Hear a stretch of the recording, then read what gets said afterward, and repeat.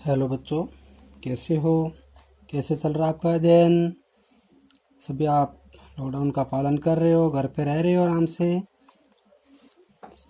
तो बच्चों, आप घर के अंदर घर रहें, सेफ रहें और ऑनलाइन या ऑफलाइन जो भी आपको वर्क मिल रहा है उसका आराम से बैठकर अध्ययन करें, अपनी सुरक्षा करें।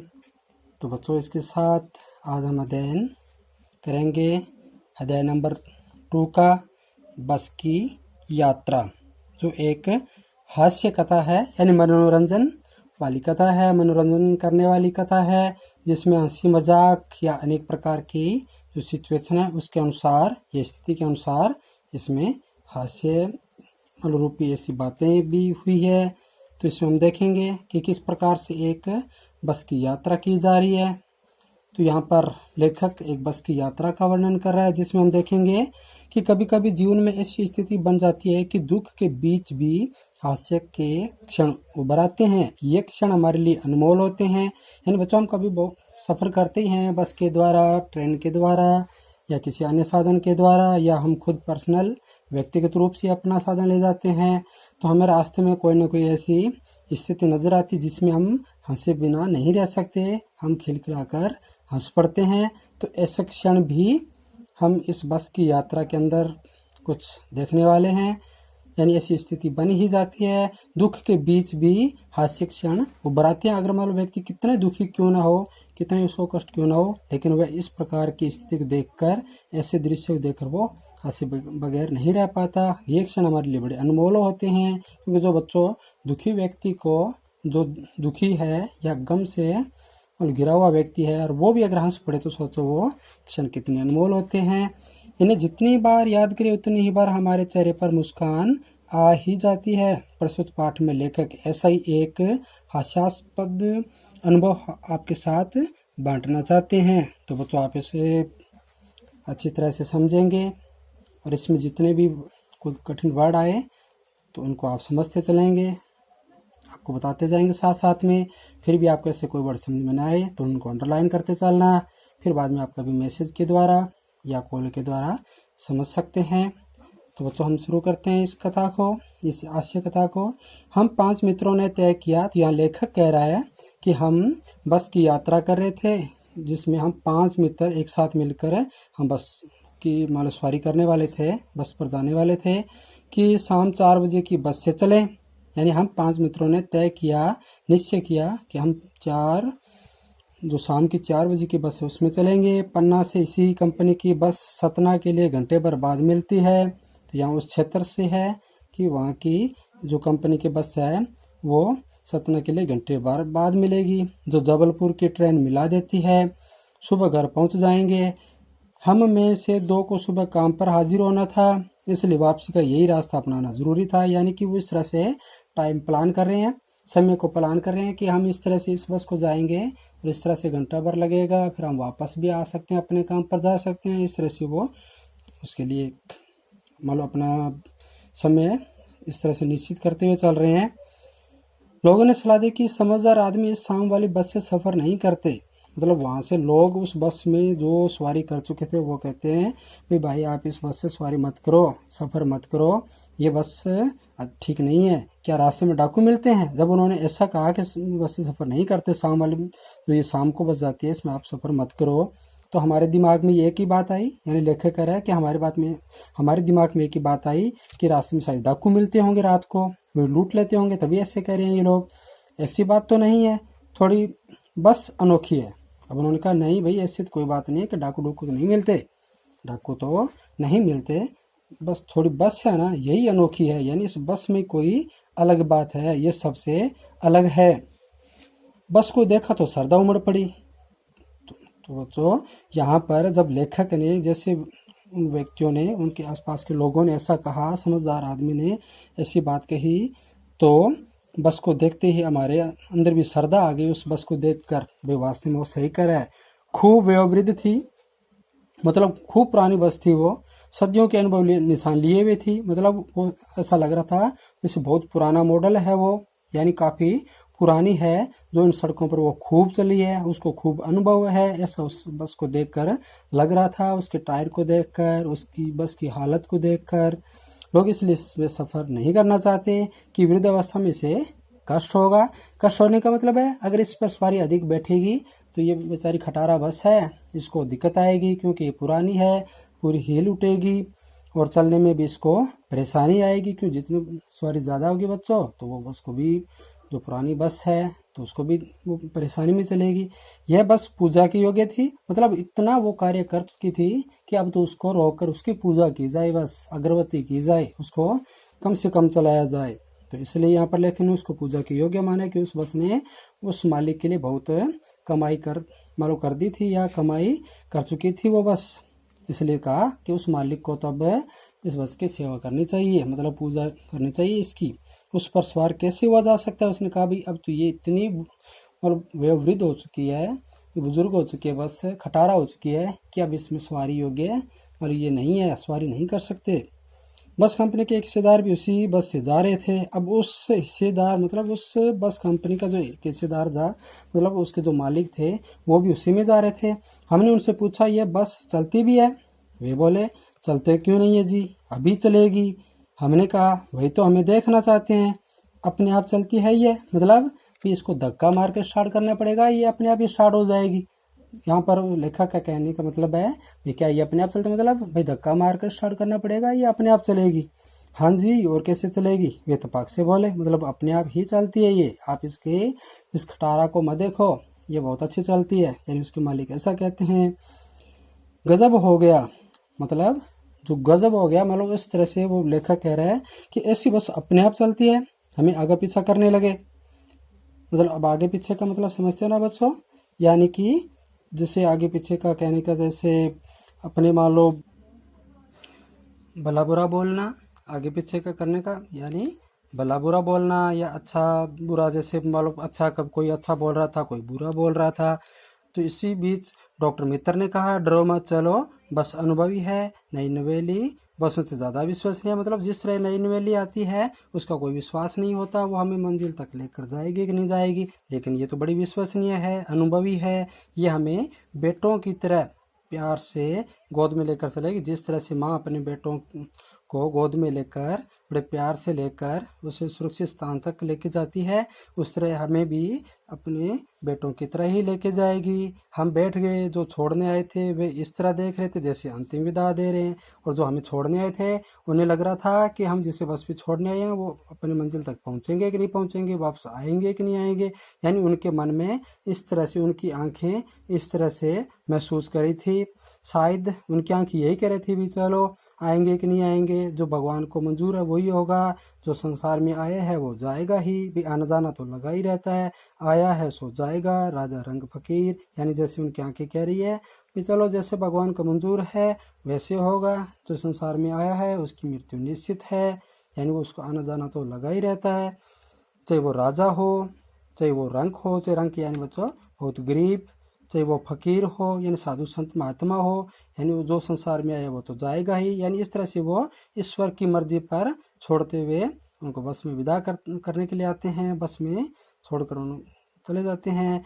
आदमी को कूच करने के लिए एक निमित्त उद्देश्य चाहिए, यानी आदमी को, यानी संसार में व्यक्ति किसी भी दुर्घटना का शिकार होता है तो उसके लिए वो समय पूरा हो जाता है। यानी एक स्थान से कूच करने का मतलब होता है एक स्थान से दूसरे स्थान पे जाना, और निमित्त मतलब उद्देश्य है। तो यहाँ पर एक स्थान से दूसरे स्थान मतलब इस संसार से जाने के लिए व्यक्ति की जो मृत्यु होती है वो कोई ना कोई बहाना ढूंढती है। तो इसलिए यहाँ पर वो ऐसा कह रहे हैं कि चाहे वो राजा रंग फकीर कोई भी हो, आदमी को संसार से जाने के लिए कोई ना कोई निमित्त उद्देश्य तो होता ही है, तभी उसकी मृत्यु होती है।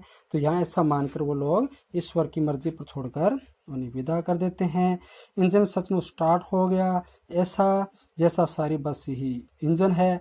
और जब इंजन स्टार्ट हुआ बस का तो ऐसा लगा जैसे सारी बस इंजन है और हम इंजन के भीतर बैठे हैं। तो लेखक ऐसा क्यों कह रहा है बच्चों? क्योंकि जब बस स्टार्ट हुई तो वो पूरी बस एक तरह से कंपन करने लगी, ऐसा लग रहा था जैसे वो इंजन के अंदर बैठ गए, यानी पूरी बस ही इंजन की तरह बज रही थी, उसमें आवाज़ आ रही थी। तो इस तरह ऐसा लगा कि हम इंजन के अंदर बैठ गए हैं। कांच बहुत कम बचे थे, यानी उसके अंदर भी बहुत सारे कांच टूटे हुए थे, वो भी जो बचे थे उनसे भी हमें बचना था। लेखक कहते जो अंदर थे वो भी इस तरह हिल रहे थे जैसे कभी भी ऊपर गिर सकते हैं, लग सकते हैं, तो इस तरह से उनसे भी बचना था। हम फौरन खिड़की से दूर सर के बैठ गए।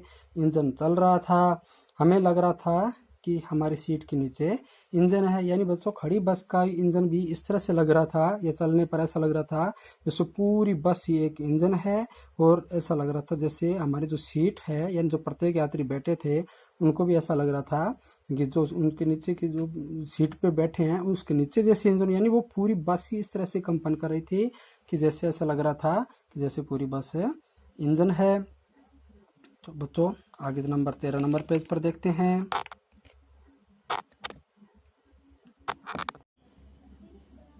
बस सचमुच चल पड़ी और हमें लगा कि गांधी जी के असहयोग और सविनय अवज्ञा आंदोलन के वक्त यह अवश्य जुआन रही होगी। तो बच्चों जिस समय गांधी जी ने असहयोग आंदोलन और सविनय अवज्ञा आंदोलन जिस समय चला रहे थे, या जिस समय देश में आंदोलन चल रहा था, गांधी जी जो 1915 से लेकर 30 तक या उसके बाद भी जो गांधी जी उस समय आंदोलन जो उनके थे वो सक्रिय थे, तो ये बस भी उस समय थी बच्चों, तो उस समय जवान रही होगी। और अब यहाँ लेखक कह रहा है कि इस समय जो हमारे हम यात्रा कर रहे हैं तो आज ये बिल्कुल वृद्ध हो चुकी है, ये बहुत ज़्यादा सफ़र कर चुकी है, बहुत ज़्यादा इसने मतलब सफ़र किया है, तो आज ये वृद्ध है। तो बच्चों ये अनुभव तो है इसको, लेकिन ये पता नहीं हमें पूरी तरह से सफ़र आप करवा पाएगी कि नहीं करवाएगी।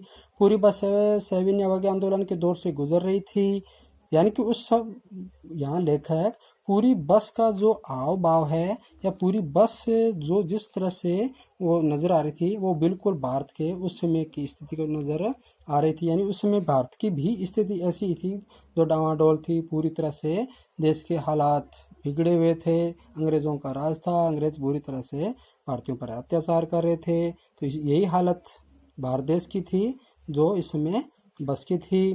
तो इस तरह से उनकी तुलना कर रहे हैं यहाँ लेखक।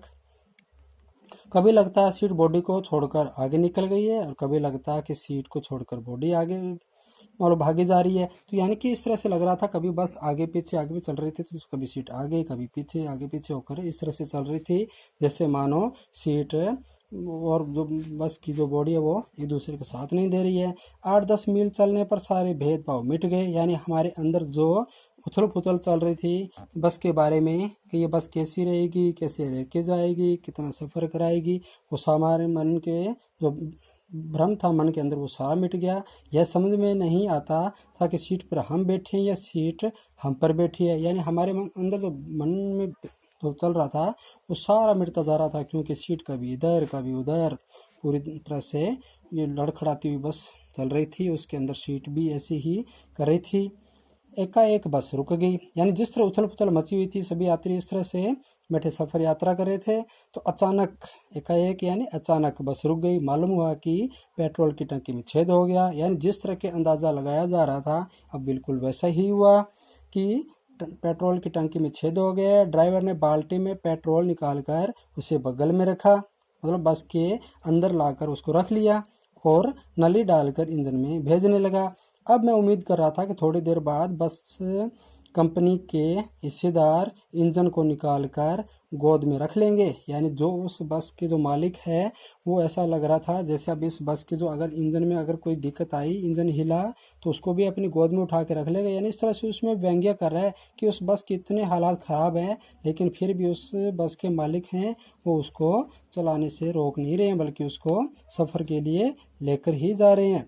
तो यहाँ पर हम देखेंगे कि इस तरह से मालिक है वो इस बस के लिए करते जा रहे हैं, लेकिन रोकने का नाम नहीं, उस दूसरी बस बदल कर लगाने को भी तैयार नहीं। जैसे माँ बच्चे के मुँह में दूध की शीशी लगाती है, तो इस तरह से हम ये सोच रहे थे या हम इस तरह व्यंग्य कर रहे थे कि शायद अब इंजन को ये निकाल कर रख लेंगे और उस नले से पेट्रोल पिलाएंगे। जैसे अब जो माँ होती है वो बच्चे को दूध पिलाती है, तो इस तरह गोद में बिठाएंगे और पेट्रोल ऐसे पिला रहे हैं जैसे वो दूध पिला रहे हों। बस की रफ्तार अब 15-20 मील हो गई थी, यानी उसके बाद इतनी मतलब बस धीरे धीरे चलती जा रही थी।